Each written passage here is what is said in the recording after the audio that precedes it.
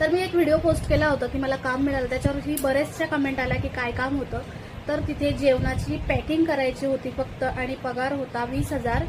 पण त्यांचा टायमिंग चुकीचा होता. टायमिंग होता सकाळी 8 ते 2 आणि संध्याकाळी 5 ते 9 असा टायमिंग होता. 9 म्हणजे 9:30 पण होणार, कारण जेवण त्यांचं कॅटरिंगचं काम आहे. फक्त जेवण आपल्याला खाली दुकानामध्ये ती लोक लावतात. जेवण कस्टमर कोण आलं ना की त्यांना जेवण द्यायचं पॅकिंग करून आणि पैशाची एंट्री ठेवायची, एवढंच काम होतं. आणि विशेष म्हणजे आम्ही एकाच बिल्डिंगमध्ये एकाच फ्लोअरवर राहिलो, त्याच्यामुळे त्यांनी मला मुलगी घेऊन अलाउड केलं होतं. बरेचशांनी मला कमेंट केले की मुलगी घेऊन असं कुठलं काम आहे की मुलगी घेऊन त्यांनी तुला अलाउड केलं.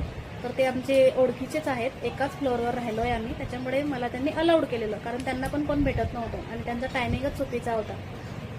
तर मी 1 ऑगस्टपासून मी सकाळी लवकर उठली, माझं सगळं काम आटपलं, 5 वाजता उठली आणि 7:15 आता मी घरातून निघायला हवं होतं. मला काय, मी वडाळा इस्ला आणि ते वडाळा वेस्टला म्हणजे 20 मिनिटाचं अंतर होतं. तरी पण मला बस टॅक्सी काहीतरी करून मुलगीला थोडी मी घेऊन एवढ्या लांब जाऊ शकत होती चालत, किंवा हे होतं पाऊस असेल तर प्रॉब्लेम झाला असता. तर ती उठायलाच तयार नाही, तिला मी उठवलं तर ती नाहीच बोलत होती, मम्मा मला नाही यायचंय, मला झोपायचं, ती अशी बोलायला लागली. मग मला समजलं की हे रोजचंच असं असणार. सकाळी 7:15ला ती रात्री झोपते 10, 11, 12ला, 1ला आणि सकाळी 7:15ला उठणं पॉसिबलच नाहीये. त्याच्यामुळे मग मी ते त्यांना सांगितलं की नाही जमणार म्हणून. नाहीतर खरंच काम चांगलं होतं, फक्त जेवणाची पॅकिंग आणि 20,000 पगार म्हणजे किती चांगलं काम होतं. मग त्यांना सांगितलं की दुसरं कोणी शोधून या. मला वाटतं त्यांना बाई भेटली आहे की नाही दुसरी, मला माहीत नाही.